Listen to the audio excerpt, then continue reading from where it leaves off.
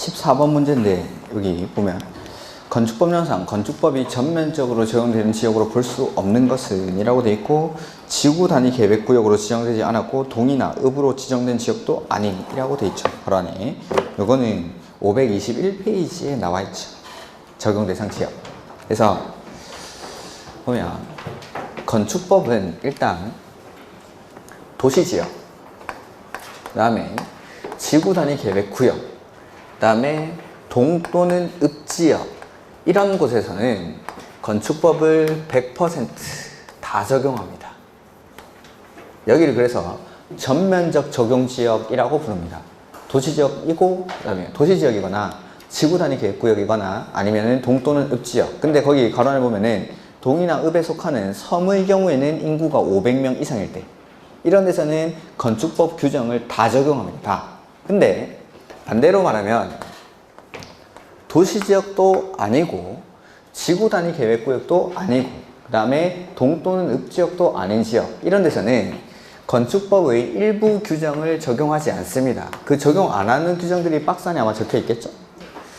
그래서 일부 조항 적용 배제 지역 해서 도시지역이 아니고 지구 단위 계획구역도 아니고 동 또는 읍지역도 아닌 지역에서는 다음 페이지 다음의 규정을 적용하지 않는다라고 해서 대지와 도로와의 관계, 그 다음에 도로의 지정, 폐지, 변경, 그 다음에 건축선, 그 다음에 방화지구, 그 다음에 분할 제한,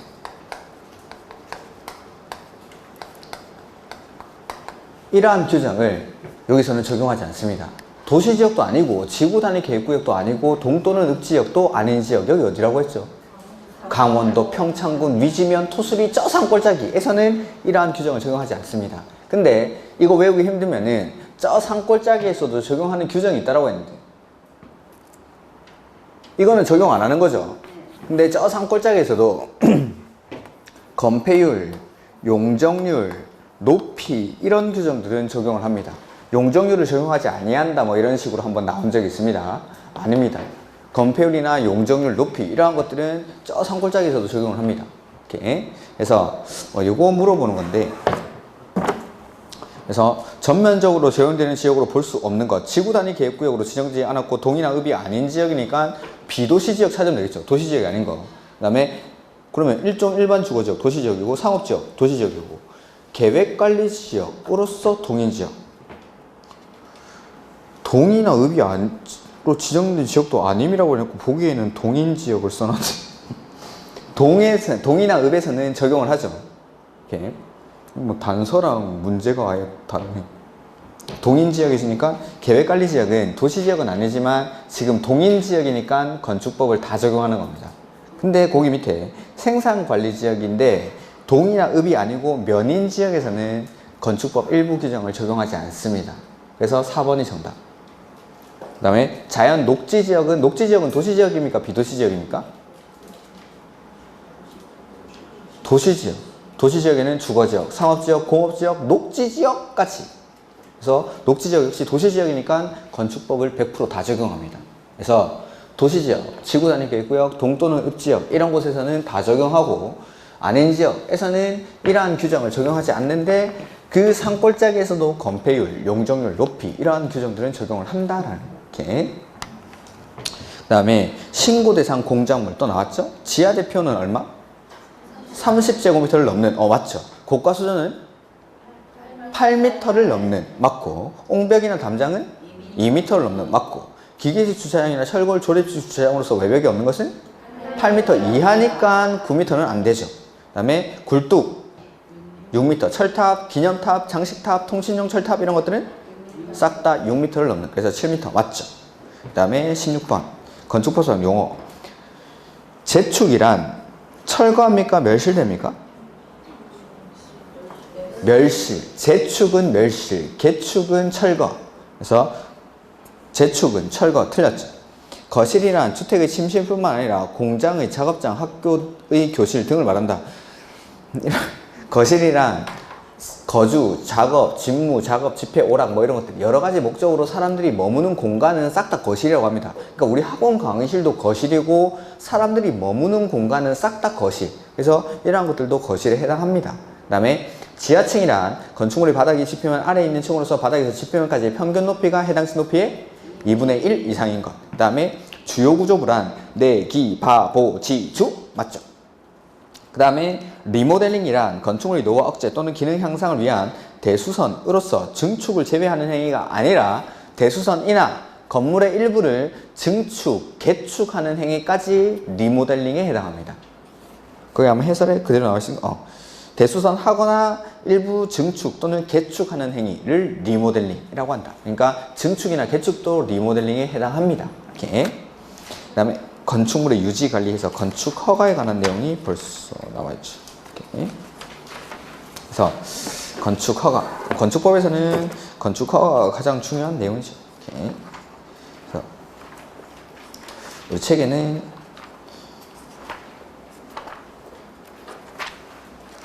그 543페이지 이하에 나오고 있죠. 이렇게. 뭐 이런 어떤 책은 됐고, 자, 보면은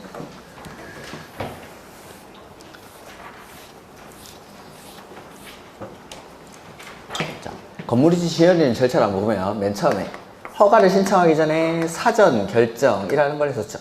입지, 규모, 사전 결정 해서 사전 결정 받고 나서 이제 허가 신청을 합니다. 그 다음에 허가를 받고 나서 이제 착공을 하겠죠. 착공할 때는 공사 계획을 신고를 해줘야 되고, 그 다음에 착공을 해서 공사가 완료되고 나면 건물 쓰기 전에 사용 승인, 그 다음에 예외적으로 임시 사용 승인을 받은 경우에도 건물을 사용할 수가 있습니다. 이렇게. 자, 우리 시험에 나오는 절차를 위주로 이제 쓴 겁니다. 이게 이 말고도 뭐 많은 절차들이 있겠죠. 자, 처음에 사전 결정. 이 사전 결정이라는 거는 허가 대상 건축물에 대해서 뭐 하기 전에? 허가를 신청하기, 받기 전에가 아니라 허가를 신청하기 전에. 이렇게. 그래서 허가 대상 건축물에서 허가를 신청하기 전에 허가를 받을 수 있는지 없는지에 대해서 누구한테 물어보죠? 허가권자한테. 허가권자한테 물어보는 걸 사전 결정이라고 하죠. 그래서 허가 대상 건축물에 대해서 허가를 신청하기 전에 허가권자에게 허가 여부에 대해서 물어보는 거, 그걸 입지, 규모, 사전 결정이라고 부릅니다. 그래서 사전 결정에서 오케이, 허가권자가 허가받을 수 있어 라고 하면은 그 뒤에 토지를 매입해서 허가를 신청하죠. 그리고 사전 결정 받은 날부터 허가 신청은 얼마 안에? 2년 안에. 안 하면 사전 결정의 효력이 상실된다. 실효. 하지 마시고 실효라고 정확하게 말씀해 주시면 좋겠죠? 자신감을 가지고 대답하셔도 됩니다. 정답을 말하면서 왜 자신감이 없으니까. 하지 마시고 실효. 자, 보죠. 원칙. 건축물을 건축하거나 건축허 사전 결정보다 이게 먼저라요. 545페이지 거기부터 보죠. 건축 허가의 절차 해서 건축 관련 입지와 규모의 사전 결정이라고 되어 있죠. 그래서 허가 대상 건축물을 건축하려는 자는 허가를 신청하기 전에, 허가 신청 전에 허가권자에게 그 건축물의 건축에 관한 다음의 사항에 대한 사전 결정을 신청할 수 있다 해서 1번 해당 대지에 건축하는 것이 이 법이나 관계 법령에서 허용되는지 여부, 허가 받을 수 있는지 없는지 여부. 그 다음에 두 번째는 건축물의 건축 가능한 건축물의 규모, 몇 층까지 지을 수 있는지. 그 다음에 신청자가 고려하여야 할 사항, 이러한 것들에 대해서 허가권자한테 물어봅니다. 이 세 가지를. 그 다음에 2번 보시면은 사전 결정을 신청한 자는 교통영향평가서의 검토를 건축위원회 심의와 동시에 신청할 수 있다라는 거. 세 번째, 허가권자는 사전 결정이 신청된 건축물의 대지 면적이 소규모 환경 영향평가 대상 사업인 경우에는 누구랑 협의하죠? 환경부 장관이나 지방환경관서의 장과 협의합니다. 뭐 국장과 협의하고 이런 거 아닙니다. 그 다음에 허가권자는 신청을 받으면 입지, 건축물의 규모, 용도 등을 사전 결정한 후 7일 안에 신청한테 알려줍니다. 뭐 7일이란 글자는 안 나와 있는데 뭐 7일 안에 알려줍니다. 그 다음에 6번 보시면은 가로 6번 사전 결정 통지를 받은 경우에는 다음의 허가를 받거나 신고 또는 협의를 한 것으로 본다 해서 사전 결정을 받았을 때 의제받는 사항들이 뭐냐면 개발행위 허가, 산지 전용 허가, 농지 전용 허가, 하천 전용 허가 이러한 것들이 의제가 됩니다. 개발행위 허가, 산지 전용 허가, 농지 전용 허가, 하천 전용 허가 요게 의제가 되는데 그 중에서 작년 시험에 나왔던 거 산지 전용 허가 보면은 다만 보전 산지는 어디에서만? 도시 지역에서만. 그러니까 보전 산지에 대해서 산지 전용 허가가 의제가 되려면은 그게 도시 지역이어야 합니다. 그러니까 농림 지역 이런 데서는 산지 전용 허가가 의제되는데 보전 산지는 산지 전용 허가가 의제가 안 됩니다. 도시 지역에 있는 보전 산지에서만 산지 전용 허가가 의제가 됩니다. 그래서 개발행위 허가, 산지 전용 허가, 농지 전용 허가, 하천 전용 허가 이런 것들. 그 다음에 7번 이런 것들은 제가 다음에 한번 자료를 나눠드리겠습니다. 그래서 뭐 개발행위 허가 받았거나 뭐 사전 결정 받았거나 건축 허가 받았거나 그러면은 각종 여러 가지 허가, 신고, 뭐 인가 등이 의제가 된다라고 했죠.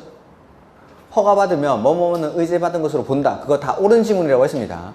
그러면은 자 사전 결정을 신청했을 때 이 허가권자가 사전 결정을 내어주기 위해 같이 의제받는 사항이 있으면은 관계 행정기관장에게 협의 요청을 하죠. 그 협의 요청을 받은 관계 행정기관장이 답변 주는 기간이 법마다 약간 다릅니다. 국계법이랑 개발법에서도 실시계획 인가를 받은 경우에는 뭐뭐가 의제된다. 그거 다 맞는 지문입니다. 근데 며칠 안에 관계 행정기관장이 답변 주는지인데 국계법이나 개발법에서는 20일 안에 답변 줍니다. 정비법은 30일, 건축법은 15일, 주택법은 다시 20일.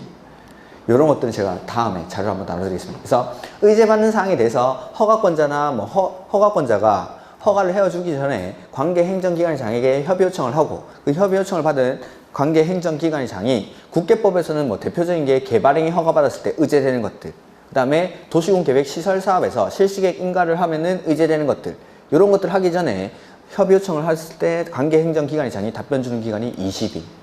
개발행위 허가에서도 도시개발 사업에서도 실시계획 인가를 받으면 각종 뭐 허가 사항들이 의제가 되는데 그때 답변 주는 기간도 개발법에서는 20일.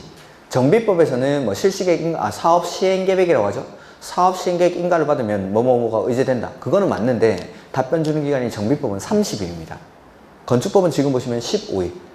그래서 사전 결정, 그 다음에 건축 허가에서도 허가 내어주기 전에 협의 요청을 하는데 그때 답변 주는 기간이 15일. 그 다음에 정비법은 30일입니다. 주택법은 30일. 주택법은 20일. 죄송합니다.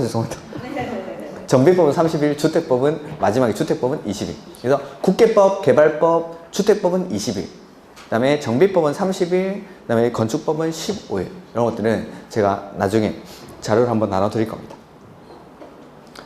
그 다음에 6, 7번, 8번 이런 건 됐고 9번 사전결정 신청자는 사전결정을 통지받은 날부터 얼마 안에? 2년 안에 뭐 해야 되죠? 허가 신청. 예전에 사전결정 받고 나서 2년 안에 착공신고를 하지 아니하는 경우에는 사전결정 효력이 상실된다. 이렇게 나온 지문이 있죠. 기출문제에. 사전결정 받고 나서 착공신고하는 게 아니라 여기 허가 신청을 하는 겁니다. 허가 신청. 안 하면 실효된다. 이렇게. 여기 이제 사전결정이고 다시 앞으로 넘어오셔가지고 544페이지. 자, 이제 허가를 받아야 되는데 첫 번째 나오는 게 누가 허가해 주는지. 허가권자죠.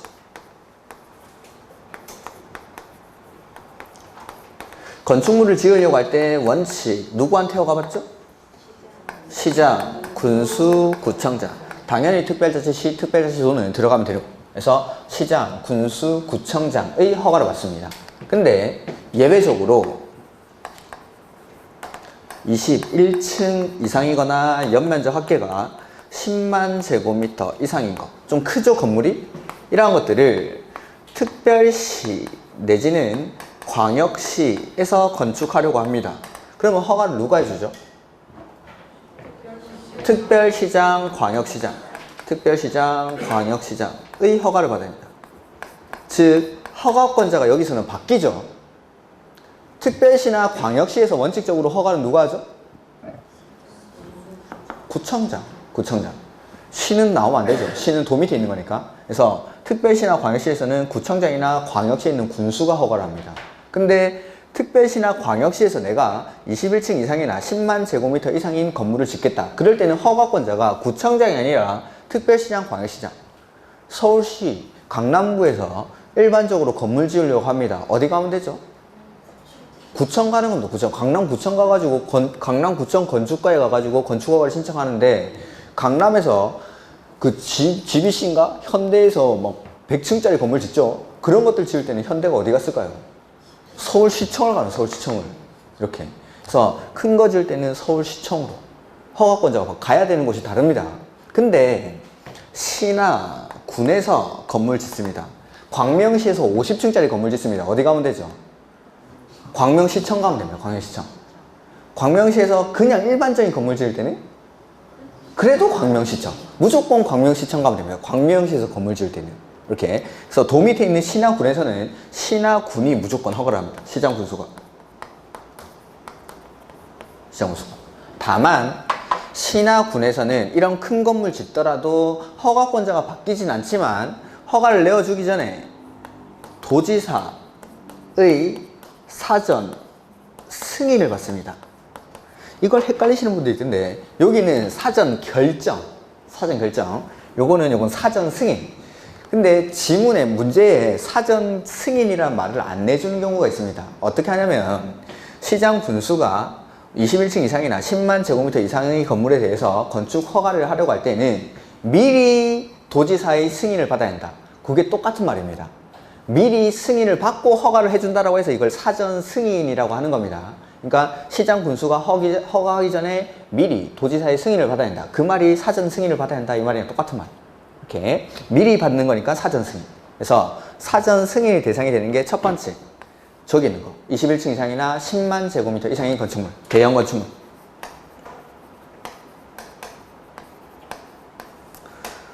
오늘 되게 차분하시네, 분위기가. 그 원서를 접수하고 나니까 마음가짐이 좀 달라진 겁니까? 피곤한 건지 집중을 하는 건지 구분이 안 가네요. 제가 좋은 쪽으로 생각하면 됩니다. 집중하는 걸로. 그 긴장이 좀 덜 되고 이런 분들은 원서를 그 현관에다 붙여 놓으십시오. 매일 아침마다 볼 수 있게끔. 그러면서 안 하는 수험생이지 이런 마음가짐을 계속 새롭게 하는 겁니다. 어차피 나중에 다시 뽑으면 되니까. 원서 뭐 다시 뽑으면 되죠. 너덜너덜해질 때까지 이렇게 닫아놓고 이렇게 보십시오. 이렇게 마음가짐을 새롭게. 이렇게. 그래서 대형 건축물 21층 이상이나 10만 제곱미터인데 이러한 건축물의 연면적을 30% 이상 증축해서 21층 이상으로 되거나 10만 제곱미터 이상이 되는 경우도 포함을 합니까? 네. 30% 아직은 21층 이상이나 10만 제곱미터 이상이 아니더라도 30% 이상을 증축해서 21층 이상으로 되거나 10만 제곱미터 이상이 되는 경우도 포함을 하고 시험에 엄청 나왔던 게 이거 제외되는 거. 공장, 창고, 건축위원회 심의를 거친 건축물. 요거는 제외하죠. 그래서 서울시에서 연면적 20만 제곱미터의 공장을 내가 지으려고 합니다. 누구한테 허가 받죠? 서울시에서. 구청장.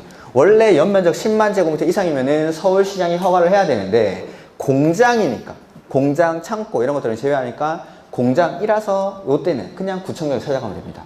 이렇게 제외되는 거 시험에 무지하게 나왔던 거죠. 공장, 창고 이런 것들. 그 다음에 두 번째 도지사의 사전 승인 대상이 자연환경이나 수질을 보호하기 위해서 도지사가 뭘 하죠? 도지사가 지정 공고한 구역 안에서, 그러니까 도지사가 지정 공고하지 않은 곳에서는 사전 승인을 받지 않습니다. 이런 것들은 대형 건축물은 무조건 받는 거고. 근데 자연환경이나 수질을 보호하기 목적으로 도지사가 지정 공고한 구역 안에서 규모는 3층 이상이나 연면적 1000제곱미터 이상의 5가지 시설을 지을 때. 그래서 첫 번째, 직장인들 일을 어디서 하죠? 일반 업무시설에서. 일 끝나고 회식하러 어디 갔습니까? 일반 음식점. 2차는 위락시설. 오버한 사람 집에 못 가서 어디서 자죠? 모텔, 숙박시설에 재우죠. 그 다음에 말짱한 사람은 공동주택, 자기 집에 가면 됩니다. 요거 지을 때. 요게 도지사의 사전 승인 대상. 그 다음에 세 번째,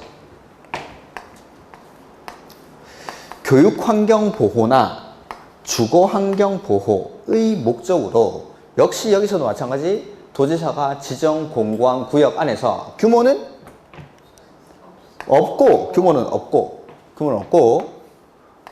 첫 번째 위락시설이나 두 번째 숙박시설을 지으려고 할 때 요게 도지사의 사전 승인 대상 세 가지.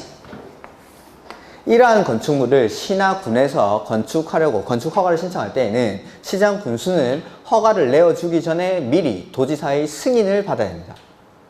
왜 이렇게 열심히 했습니까? 노트에 다 이렇게 정리를 해놨는데 뭘 그렇게 열심히 쓰고 듣고 외워야지. 듣고 동시에 뭐 여러 가지가 안 되지 않습니까? 들을 때는 듣고 이렇게. 그래서 자연환경이나 수질보호 이런 것들은 외형적인 것들이니까 일정 규모가 되어야 자연환경이 오염되고 자연환경이 파괴되고 수질이 오염된다고 했죠. 그래서 여기서는 3층 이상 1000제곱미터 이상.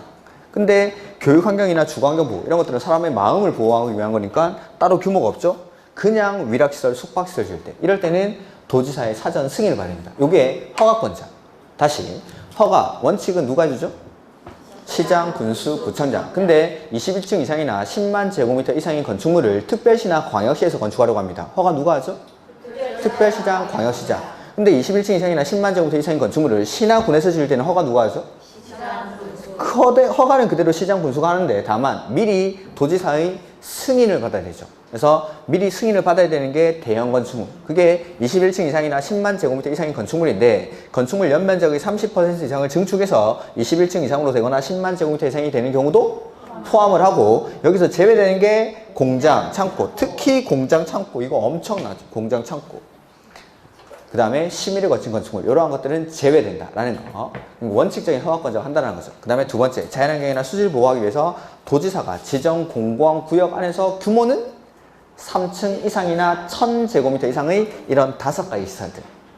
그 다음에 교육환경이나 주거환경 보호를 위해서 역시 도지사가 지정 공고한 구역 안에서 규모는 따로 없고 위락시설이나 숙박시설을 지을 때 이게 도지사의 사전 승인 대상. 이게 이제 허가권자죠. 허가권자. 그 다음에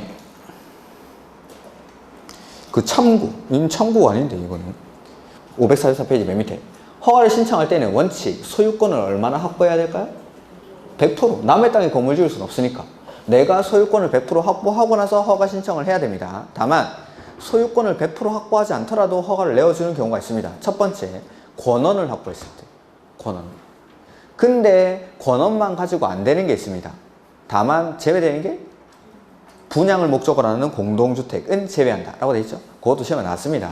그 다음에 두 번째 건축주가 건물의 노후화 또는 구조 안전의 문제 등 대통령 영어로 정하는 사유로 건축물을 신축, 개축, 재축 및 리모델링 하기 위해서 공유자 수의 80% 이상의 동의를 얻고 그 동의한 사람이 가지고 있는 지분의 합계가 80% 이상일 때에는 100% 확보를 안 했어도 허가 내줍니다. 일단. 그 다음에 세 번째 그건 놔두시고 네 번째 건축하려는 대지에 포함된 국유지 또는 공유지에 대해서 허가권자가 해당 토지관리청이 해당 토지를 건축주에게 매각하거나 양리할 것을 확인한 경우. 그러니까 광명시가 그 건축주한테 팔 거라는 걸 확인을 해준 겁니다. 그럼 아직 소유권 이전 등기가 안 넘었어도 허가를 내주겠다라는 거. 그 다음에 건축주가 집합 건물의 공용 부분을 변경하기 위해서 직권법에 따른 결의가 있었음을 증명한 경우. 이럴 때는 100% 확보하지 않아도 허가를 내어줍니다. 이렇게. 그 다음에 건축 허가 신청 546페이지 에는 볼 게 없고 그 547페이지 도지사의 사전 승인 보죠.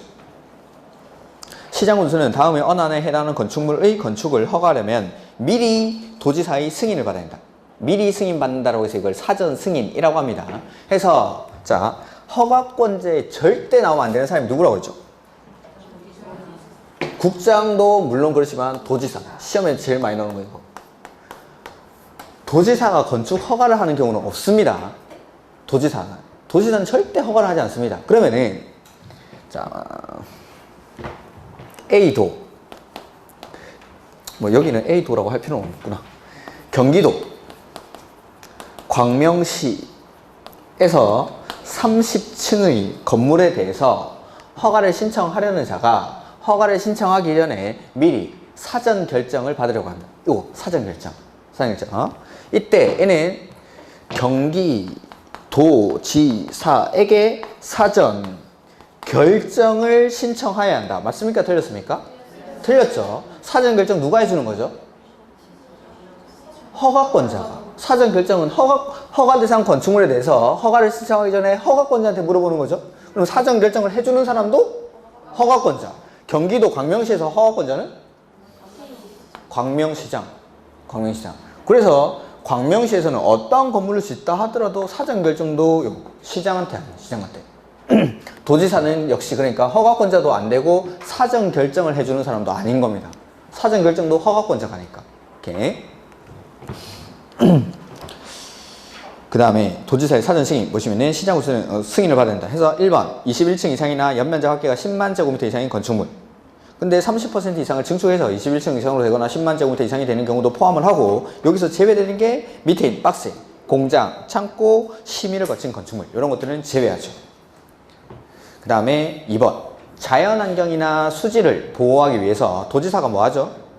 지정 공고한 구역 안에서 층수는 3층 이상, 연면적 합계는 1000제곱미터 이상의 5가지 시설, 일반 업무시설, 일반 음식점, 위락시설, 숙박시설, 공동주택 이런 것들 지을 때, 그 다음에 교육환경이나 주거환경 보호를 목적으로 역시 도지사가 지정 공고한 구역 안에서 위락시설이나 숙박시설을 지으려고 할 때, 이럴 때는 도지사의 사전 승인을 받아야 되는 거. 이렇게. 그 다음에 허가서의 교부 이건 됐고, 예외적 불허가 처분 보시죠. 자, 허가라는 거는 원래 기속행위라서 허가 요건이 갖춰지면 무조건 허가를 내어줘야 되는데 이러한 사유가 있을 때만 허가를 거부할 수 있습니다. 이게 예외적 허가 거부 사유. 그러니까 원래는 허가를 내줘야 되는데 허가를 거부할 수 있는 거. 허가 거부 사유입니다. 허가 거부 사유. 그래서 허가권자는 건축 허가를 하고자 하는 때에는 뭐 확인해야 된다. 그건 됐고, 다만 다음의 어느 하나에 해당하는 경우에는 이 법이나 다른 법률에도 불구하고 밑줄 안 해놨죠? 건축위원회 입에 붙어가지고 건축위원회 심의를 거쳐 허가를 하지 아니할 수 있다. 그러니까 허가를 하지 아니할 수 있다 나오는 게 이게 허가 거부 사유입니다. 이러한 경우에는 허가를 하지 아니할 수 있다. 그래서 첫 번째 위락시설이나 숙박시설을 건축하죠. 위락시설이나 숙박시설을 건축하는데 그게 주변의 교육환경이나 주거환경에 부적합하다고 인정할 때에는 뭘 거쳐서? 건축위원회 심의를 거쳐서 허가를 하지 아니할 수 있다. 허가를 하지 아니할 수 있다. 그 다음에 2번 별표 이거.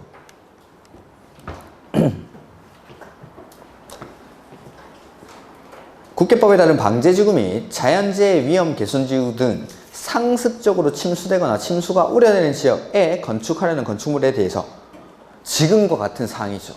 와, 이런 장면은 처음 봤죠. 전국다 이게 출제위원들이 보면은 그 공법 같은 경우에 특히 최근에 이슈가 많이 되는 이런 거에서 문제를 많이 출제를 합니다. 한 2년 전인가 포항에 지진 났을 때 바로 그 내진 성능 확보 대상 건축물 그런 것들을 출제를 합니다. 그러니까 지금 막 물난리가 나가지고 난리가 났으니까 혹시 몰라서 이런 것들은 표시를 하는 겁니다. 그래서 한번 보시라고. 그래서 방제지구 같은 거, 우리 용도지구에 보면 방제지구 있었죠. 방제지구를 의무적으로 지정해야 되는 곳이 있죠. 연안 침식 관리 구역이랑 동일한 재해가 최근 10년 이내에 2회 이상 발생한 지역으로서 향후 동일한 재해가 발생 시 상당한 피해가 우려되는 지역은 방제지구로 반드시 지정을 하여야 한다. 그리고 방제지구로 지정하는 관리계획의 내용 안에는 뭘 포함해야 되죠? 보죠.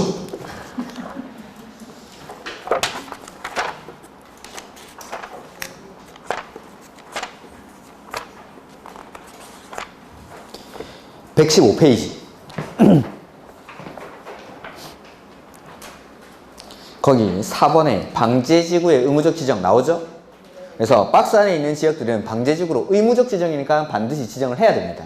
첫 번째는 연안침식 관리구역, 두 번째는 동일한 재해가 최근 10년 이내 2회 이상 발생해서 상당한 피해를 입은 지역으로서 향후 동일한 재해가 발생 시 상당한 피해가 우려되는 지역, 이런 곳은 방제지구로 지정을 해야 되고 박스 바로 위에 해당 방제지구의 재해 저감 대책을 포함하여야 한다. 이런 것들. 재해가 났죠? 이런 것들은 시험에 나올 수 있습니다. 충분히. 이렇게. 방제지구 시리즈들, 이런 것들은 조금 봐두십시오. 이렇게. 재해, 뭐 이런 거, 침수, 뭐 이런 것들. 그래서 다시 넘어오셔가지고 548페이지, 이번에. 그래서 방제지구나 자연재해 위험 개선지구 등 상습적으로 침수되거나 침수가 우려되는 지역에 건축하는 건축물에 대해서 지하층 등 일부 공간을 주거용으로 사용하거나 거실을 설치하는 것이 부적합하다고 인정할 때는 뭘 거쳐서? 건축위원회 심의를 거쳐서 허가를 하지 아니할 수 있다. 이렇게. 이게 허가 거부 사유 두 가지입니다. 이럴 때는 허가를 하지 아니할 수 있답니다. 아니할 수 있다. 그 다음에 6번 이런 거 보지 마십시오. 그 다음에 7번. 건축 공사 현장 안전관리 예치금인데 이게 작년 시험 문제입니다. 그래서 가로 2번을 바로 보죠. 가로 2번. 허가권자는 연면적이 1000제곱미터 이상의 건축물, 연면적 1000제곱미터 이상 건축물에 대해서 건축하려는 자는 공사 현장을 방치하고 도망갈까봐 돈을 미리 맡겨놓게 합니다. 그래서 그 사람이 도망가면은 흉물스럽게 철골들이 서 있는 거 이런 것들을 보기 싫으니까 밖에다가 안전 펜스 같은 걸 설치하고 뭐 가로막 같은 거, 가림막 같은 걸 설치하는 돈을 받아놓습니다. 그게 공사비의 1%, 맨 마지막 줄.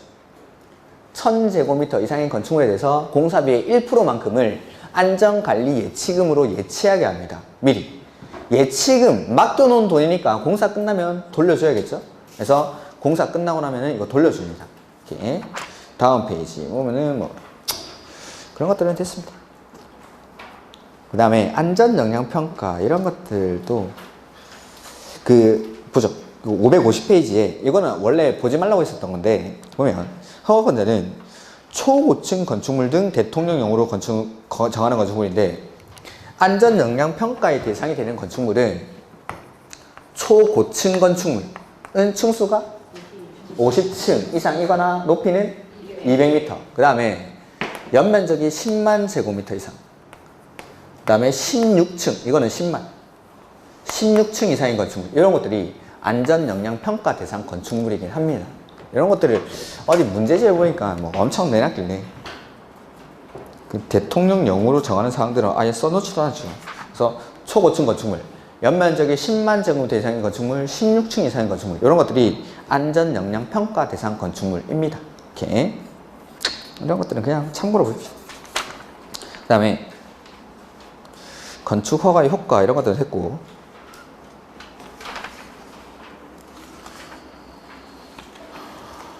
허가의 취소 사유가 저 뒤쪽에 있고 저는 요거부터 하겠습니다. 559페이지부터 이 순서가 자 559페이지 559 자, 허가받고 나서 착공을 할 때는 착공 신고를 해줍니다. 이 착공은 얼마나 하죠, 원칙? 2년. 공장은? 3년. 그리고 정당한 사유가 있을 때는 이 착공 의무 기간을 연장을 해주는데 얼마 연장해주죠? 1년의 범위에서 연장할 수 있습니다. 안 하면 거기 제목에 취소하여야 한다. 취소하여야 한다. 그래서 허가받은 날로부터 2년 안에 착공 신고를 하지 않으면 허가를 취소하여야 한다. 공장은 3년. 근데 정당한 사유가 있을 때는 이 착공 의무 기간은 1년의 범위 안에서 연장해 줍니다. 두 번째, 착공은 했는데 공사 완료가 불가능할 때 허가를 취소하여야 한다. 그 다음에 착공 신고 전에 경공매 등으로 대지의 소유권을 상실한 때부터 6개월이 경과했는데도 착공이 불가능하다고 판단될 때에는 허가를 취소하여야 한답니다. 하여야 한다. 그래서 필요적 취소 사유 2년 안에 착공 안 했을 때, 그 다음에 공사 완료가 불가능할 때, 착공 신고 전에 대지 소유권을 상실할 때부터 6개월이 경과했는데도 착공이 불가능하다고 판단될 때에는 허가를 취소하여야 한다. 이게 허가 취소 사유. 그 다음에 그 앞에 페이지 557 건축 허가 제한 등이라는 게 나오죠.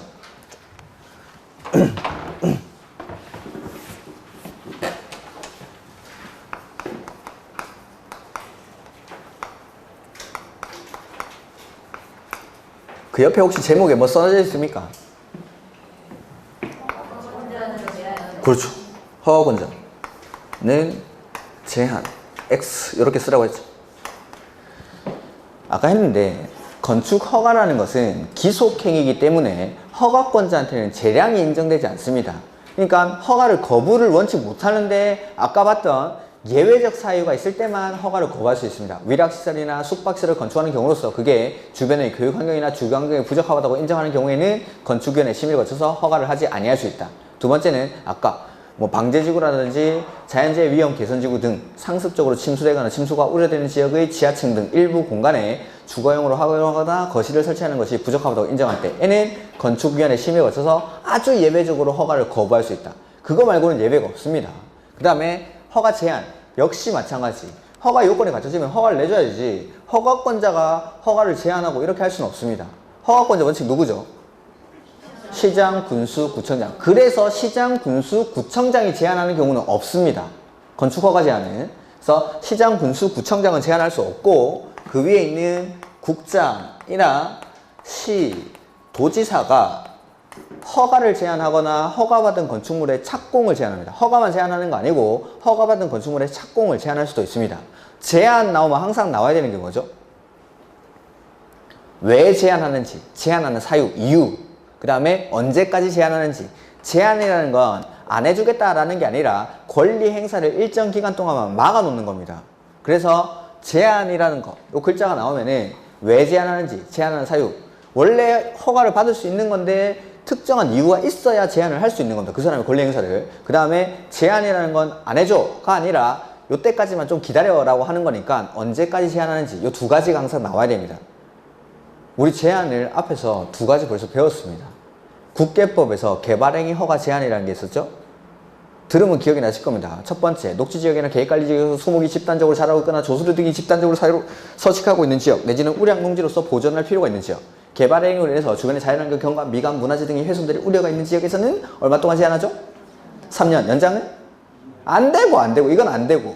그 다음에 밑에 기본계획이나 관리계획을 수립 중인 지역, 지구단위 계획구역, 기반시설 부담구역은 계획을 수립 중이거나 수립할 예정인 곳이라고 했죠. 여기서는 얼마 동안 제한하죠? 3년 동안 제한하고 연장을 한 차례 2년. 처음에 제한할 때는 심의를 거쳐서 제한하고 연장할 때는 심의를 거치지 않고, 그게 국계법에서 배웠던 개발행위 허가 제한. 두 번째 제한은 어디서 나왔냐면은 이런 것들은 제가 나눠드린 자료에 다 있습니다. 자, 보면은 여기 정비구역 이 지정이 됩니다. 정비구역이 지정되고 나서 이 정비구역 안에서 건축물의 건축, 공정물 설치, 토지의 형질 변경, 토석 채취, 토지의 분할, 물건을 쌓아놓는 행위, 중목의 벌채 및 식재 이런 것들 할 때는 허가받아야 되죠. 정비구역 안에서. 근데 이 이전에 기본계획을 공람 중인 정비예정구역이나 정비계획을 수립 중인 지역에서 여기서 정비사업한다는 소문이 나니까 투기 세력들이 들어오더라고요. 투기 세력들이. 파리들이 꼬이죠. 이 파리들이 꼬이는 걸 막기 위해서 이 7가지 행위를 모두 제한해버리면은 개인의 사유재산을 침해하는 결과가 발생하니까 지분 쪼개기만 제한한다고. 지분 쪼개기만. 그래서 이 7가지 중에 뭐만 제한하죠? 지분이 쪼개지는 거. 건축물의 건축이랑 토지의 분할. 딱 2가지 행위. 그래서 여기서는 시험 나오면은 뭐 제한할 수 있는지 그게 나옵니다. 건축물의 건축이랑 토지의 분할. 그 2가지 행위만 제한할 수 있습니다. 7가지 허가사항 중에. 기간은 3년, 연장은 1년이었습니다. 요게 정비구역 지정 전에 정비예정구역이나 정비계획을 공람 중인 지역에서의 개발행위 허가 제한. 그래서 왜 제한하는지, 투기 세력들이 유입되는 걸 막기 위해서 딱 2가지 행위. 중요한 게 왜 제한되는지 그거니까. 그래서 시험에 주구장창 나오는 게 건축물의 건축이랑 토지의 분할, 그거 제한한다. 그거. 그 다음에 제한기간은 여기는 3년, 연장은 한 차례 1년. 그 다음에 마지막으로 이 건축허가 제한.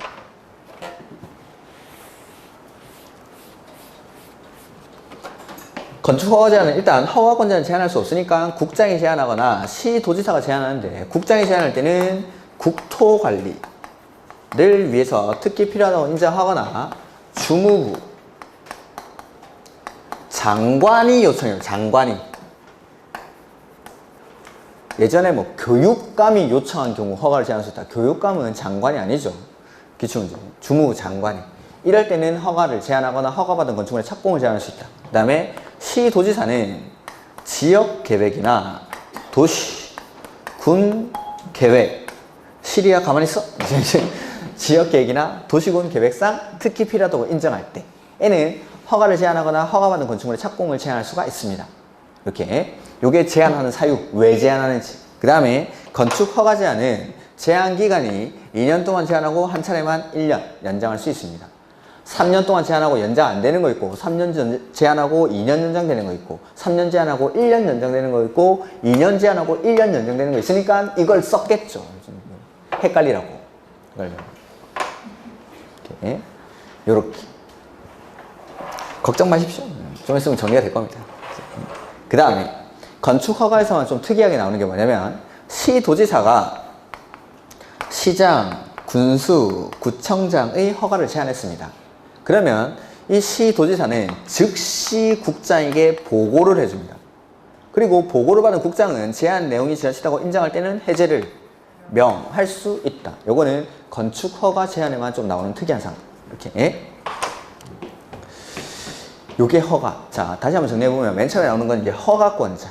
허가권자. 그 다음에 허가를 신청할 때 소유권을 확보하는 거. 100% 확보해야 되는데 예외적으로 소유권을 100% 확보하지 않아도 되는 경우가 권한을 확보했을 때, 그 다음에 80%, 80% 이런 것들. 그 다음에 그 관리청의 확인을 받았을 때, 국공유지 관리청의 확인을 받았을 때, 그 다음에 집합 건물의 공용 부분을 변경하기 위해서 직거법에 따른 결의가 있었음을 증명했을 때, 그 다음에 아까 뭐 도지사의 사전 승인 대상, 그 다음에 허가 거부 사유 두 가지 있었죠?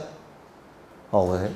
위락시설이나 숙박시설을 건축하려고 하는데 그게 주거환경이나 교육환경이 부적합하다고 인정할 때는 건축위원회 심의를 거쳐서 허가를 하지 아니할 수 있다. 두 번째는 뭐 방제지구나 자연재해 위험 개선지구 등 상습적으로 침수가 되거나 침수가 우려되는 지역의 지하층 일부 공간을 주거용으로 사용하거나 거실로 사용하는 것이 부족하다고 인정할 때에는 건축위원회 심의를 거쳐서 허가를 하지 아니할 수 있다. 이런 것들. 그 다음에 허가 취소 사유 2년 안에 착공 안 했을 때, 그 다음에 공사 완료가 불가능할 때, 착공 신고 전에 대지의 소유권을 상실할 때부터 6개월이 경과했는데도 착공이 불가능하다고 판단될 때는 허가를 취소하여야 한다.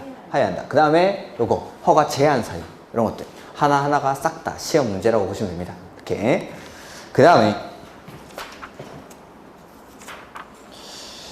그 553페이지 잠깐 보실까요?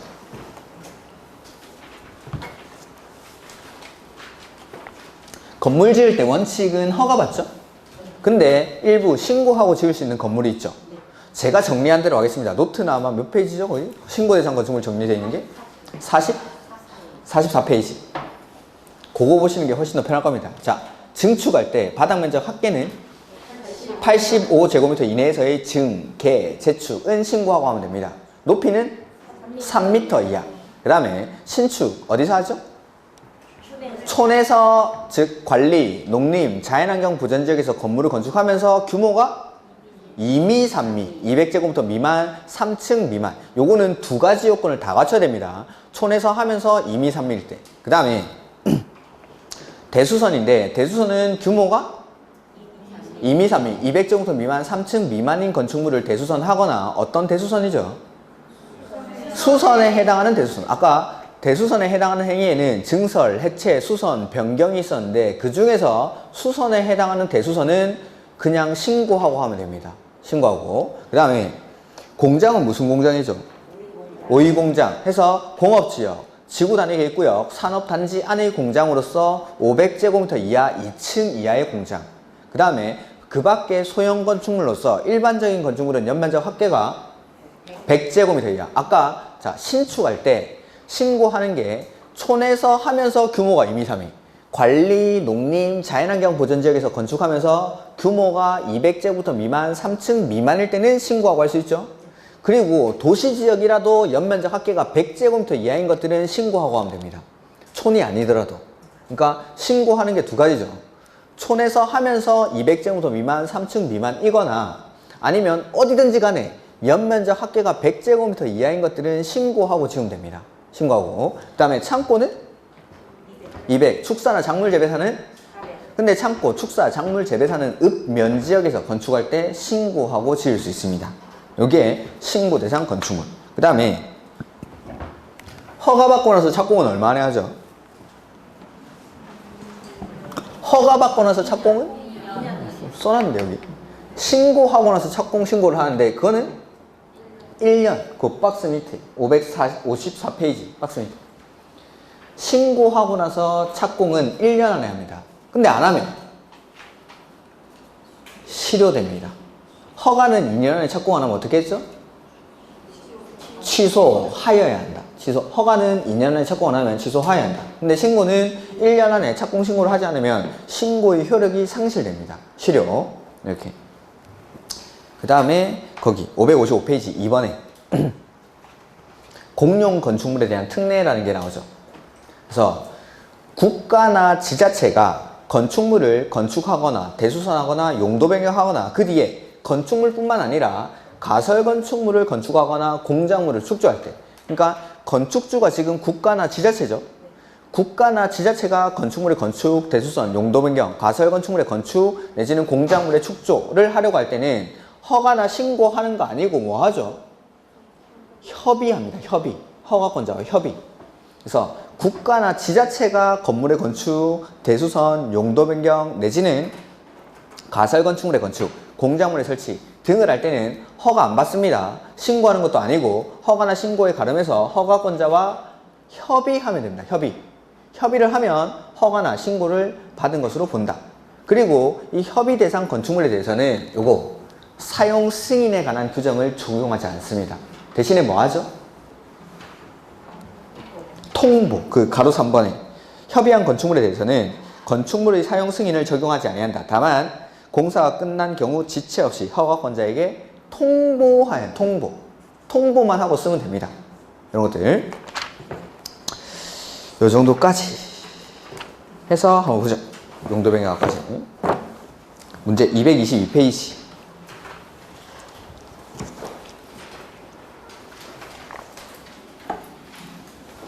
문제집.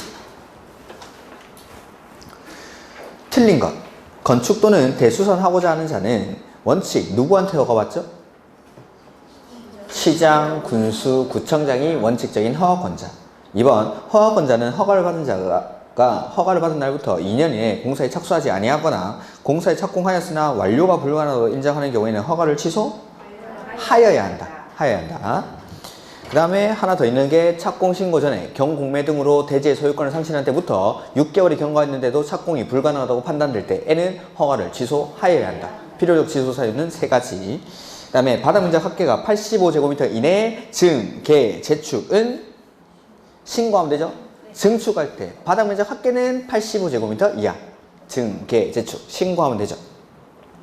대수선의 경우 규모가 2미, 3미, 200제곱미터 미만, 3층 미만인 건축물을 대수선할 때는 시장, 군수, 구청장한테 신고하면 되죠. 그 다음에 특별시 또는 광역시 안에서 층수가 21층 이상이거나 연면적 합계가 10만 제곱미터 이상인 건축물을 건축하고자 하는 경우 특별시장 또는 광역시장에게 신고하며 허가를 받은 것으로 간주한다?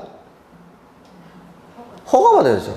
21층 이상이나 10만 제곱미터 이상인 건축물은 특별시나 광역시에서는 특별시장, 광역시장한테 허가한다. 이렇게. 그 다음에 2번 틀린 것. 건축물을 건축하거나 대수선하려는 자는 원칙은 누구한테 허가받죠? 시장, 군수, 구청장. 다만 21층 이상의 건축물 등 대통령령으로 정하는 용도 및 규모의 건축물을 특별시나 광역시에서 허가받을 때는 특별시장, 광역시장으로 허가권자가 바뀌죠. 그 다음에 허가권자는 원칙상 허가권자의 재량 아니죠. 기속행위라고 했죠. 이런 것들은 안 나오면 시험에 절대 안 나옵니다. 이거. 기속행위이기 때문에 허가를 거부할 수 없고 허가를 제한할 때도 허가권자는 제한이 안 된다라고 했습니다. 기속행위의 반대말이 재량행위입니다. 재량행위. 이렇게. 기속행위는 법적 요건에 딱 기속이 되어 있다 이 말입니다. 내가 재량을 부릴 여유가 없다라는 게 기속행위란 말이고 재량행위는 내 재량껏 허가를 내어주고 안 내어주고 내가 결정한다 이 말이죠. 근데 허가는 기속행위입니다. 재량행위가 아니라.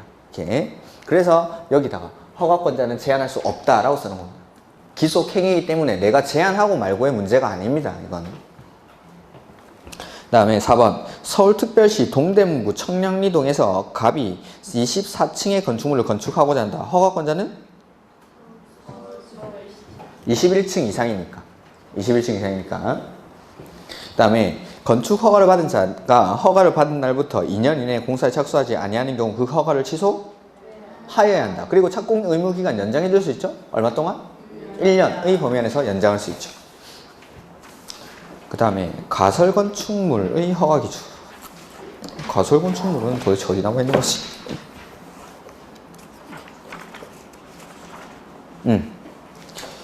571페이지. 가설건축물에는 허가받고 짓는 가설건축물이 있고 신고하고 짓는 가설건축물이 있죠. 그 중에서 허가 대상 가설건축물은 이거 어디다 설치하는 거였죠? 거기 571페이지 가로 1번 맨 첫 번째 나오는 거 도시군 계획시설 및 도시군 계획시설 예정지. 이걸 어디서 배웠었냐면 자 국계법에서 도시군 계획시설 사업을 하려고 합니다.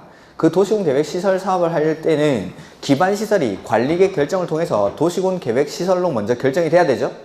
그 도시군 계획 시설에 대한 관리계 결정고시로부터 2년 안에 사업에 착수가 없는 경우 중에서 첫 번째, 단계별 집행계획이 아예 수립이 안 돼 있습니다. 두 번째는 1단계 집행계획에 포함이 안 돼 있죠. 그럼 그거 사업할 때까지 땅을 놀립니까? 활용을 합니까? 어떻게 활용하죠? 비실이. 그 비실이 중에 첫 번째가 가설건축물. 그 가설건축물이 이거 허가대상 가설건축물. 그래서 도시군 계획시설, 도시군 계획시설이나 도시군 계획시설 예정지에서 설치하는 가설건축물 이렇게 나오면 그게 허가대상 가설건축물입니다. 허가대상 가설건축물. 그 다음에 방금 말씀드린 2년 안에 사업에 착수가 없는 경우 중 단계별 집행계획이 수립 안 돼 있거나 그게 64조입니다. 국계법 64조. 거기에 위배되면 허가를 내어줄 수가 없고 몇 층 이상일 때는 허가를 받을 수가 없죠? 거기 동그라미 2번에 박스 안에 4층 이상이면 허가를 받을 수가 없죠? 그래서 3층 이하여야 합니다. 4층 이상이면 허가를 받을 수 없으니까 3층 이하여야 한다. 그 다음에 철근 콘크리트조 내지는 그 밖의 규정들이 뒤에 이거 안 나와 있구나. 그 대통령령으로 정하는 기준의 범위에서 조례로 정하는 바에 따르지 아니한 경우 그게 제가 말씀을 드렸죠. 이런 허가대상 가설건축물은 요건이 아까 방금 했던 거 개발행위 허가 규정에 위배되면 안 되고 4층 이상일 때는 허가를 받을 수가 없죠. 그래서 3층 이하여야 한다. 그 다음에 비실이니까 철근 콘크리트조 내지는 철근 콘크리트조에 해당하지 아니할 것. 그 다음에 존치기간은 신고대상 가설건축물은 존치기간이 그것도 3년. 가설건축물은 허가대상이든 신고대상이든 둘 다 존치기간은 3년 이내로 합니다. 이거 연장됩니까? 네, 됩니다. 그래서 존치기간 만료일 30일 전까지 허가권자가 알려주면 허가대상 가설건축물은 며칠 전까지 허가 신청하죠? 14일. 신고대상은 7일 전까지. 연장하고 싶은 사람은 허가를 신청하거나 신고를 하면 연장이 됩니다. 연장이. 그 다음에 새로운 전기, 수도, 가스와 같은 새로운 간선 공급 설비의 설치를 요하면 안 되고 분양을 목적으로 하는 건축물이 아닐 것. 이게 허가대상 가설건축물의 요건. 이렇게. 그래서 한번 보면 거기 224페이지 3번 문제.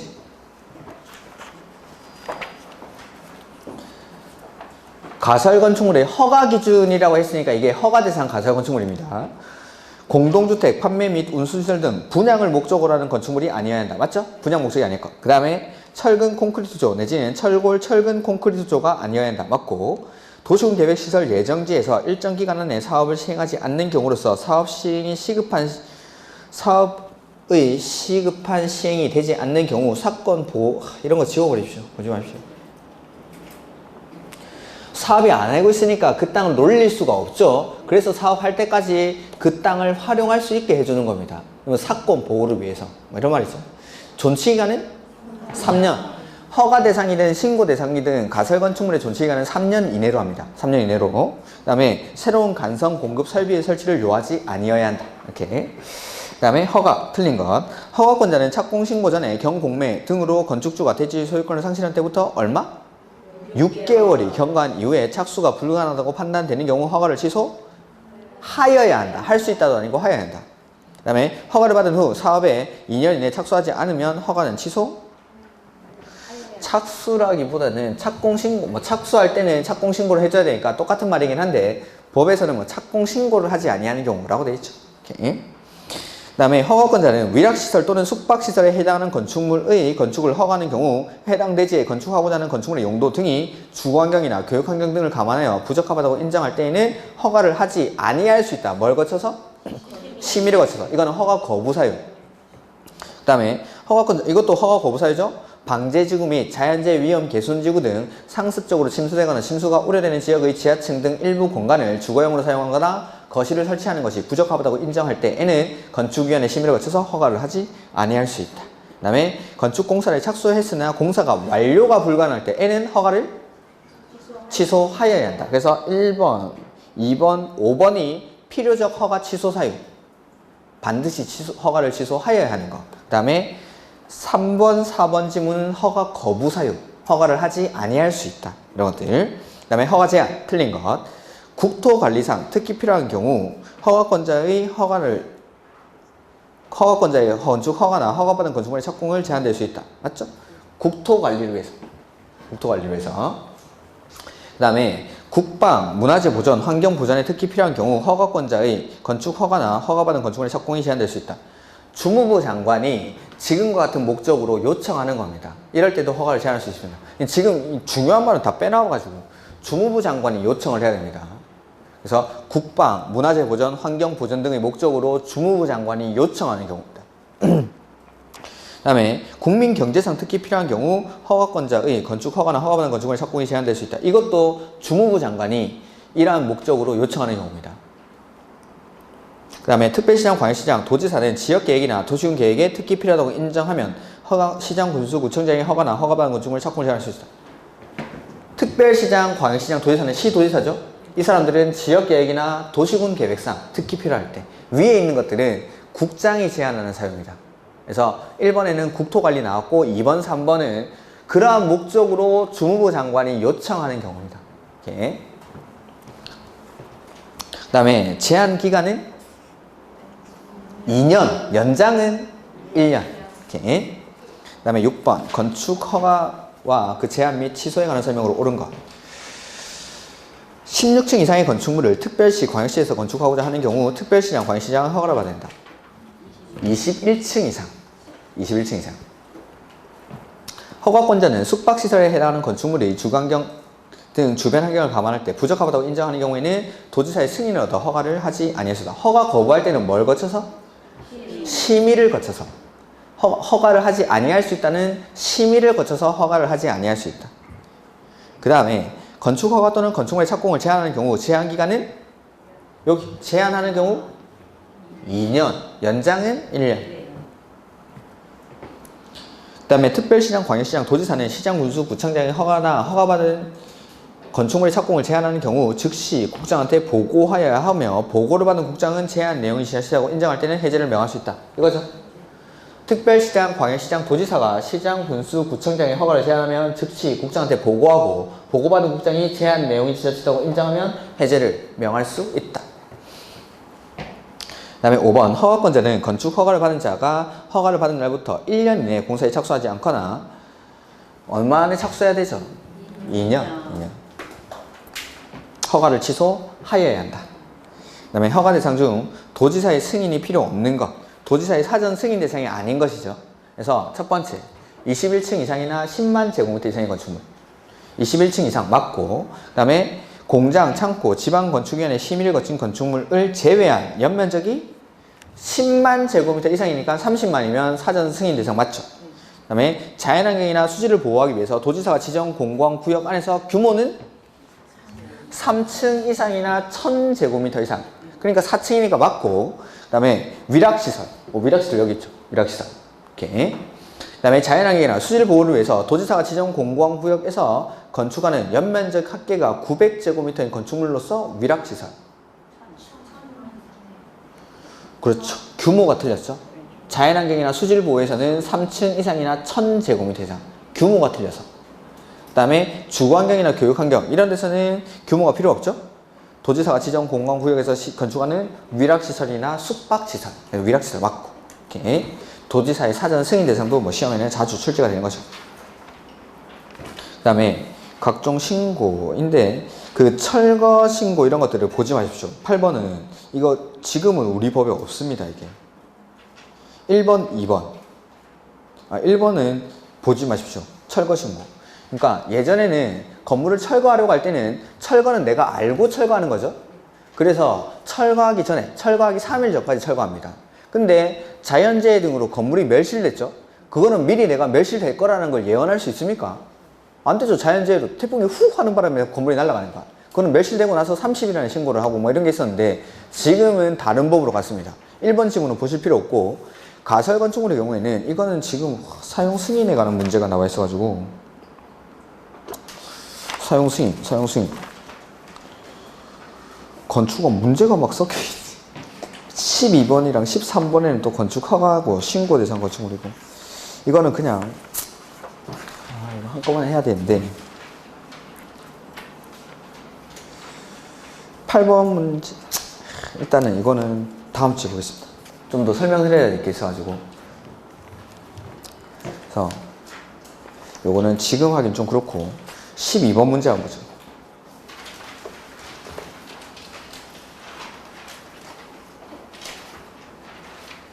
(232페이지)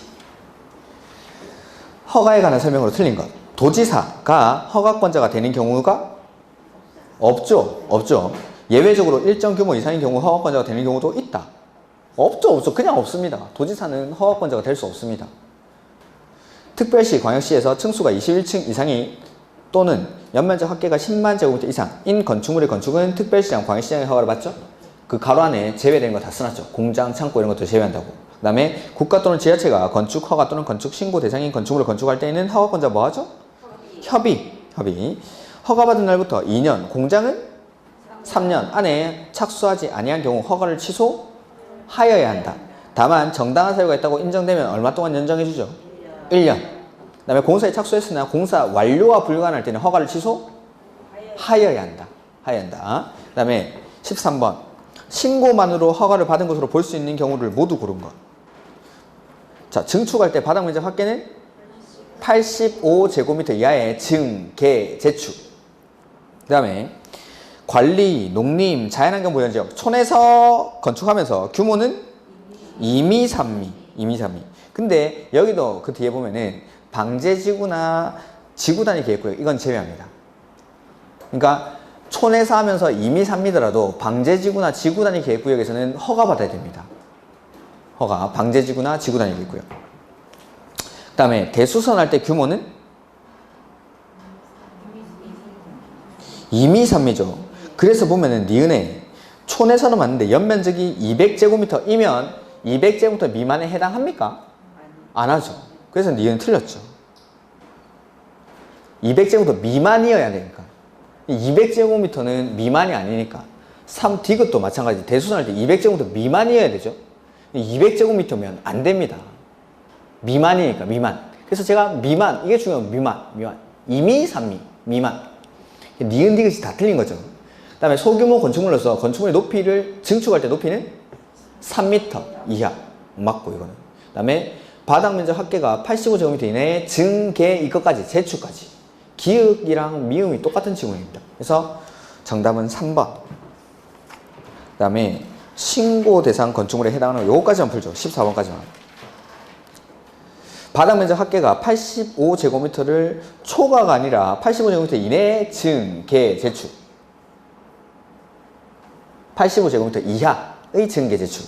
그 다음에 관리, 농림, 자연환경 부전지역에서 하면서 규모가 200제곱미터 미만, 3층 미만. 건화가 아니라 200제곱미터 미만, 3미, 2미, 3미. 건화가 아닙니다. 이고여야 합니다. 그 다음에 건축물 높이, 증축할 때는 3m 이하. 높이는 3m 이하. 그 다음에 공장은 무슨 공장이죠? 그래서 공업지역, 지구단위 계획구역, 산업단지 안의 공장으로서 500제곱미터 이하 2층 이하의 공장. 오, 맞죠? 500제곱미터 이하 2층 이하. 그 다음에 농업이나 수산업을 경영하기 위해서 읍면지역에서 건축하는 연면적이 200제곱미터 이하의 창고는 200제곱미터 이하, 축사나 작물 재배사는 400제곱미터 이하. 근데 이거는 읍면지역에서 건축할 때 신고사항입니다. 신고사항. 그래서 신고 대상 건축물은 외우면 맞추고 못 외우면 틀리는 겁니다. 이런 것들은 뭐 매년 나오는 건 아닌데 나올 때도 많죠. 그러니까 외우기 너무 힘들다 하시는 분들은 그냥 간절히 기도를 하십시오. 올해 시험에 나오지 마라. 이렇게. 근데 외워놓으면 그렇게 어렵진 않습니다. 이것도 여기까지. 그 다음에 나머지 비는 내용들은 다음 주에 하도록 하겠습니다. 오늘 수고 많으셨고 다음 주에 뵙겠습니다. 수고하셨습니다.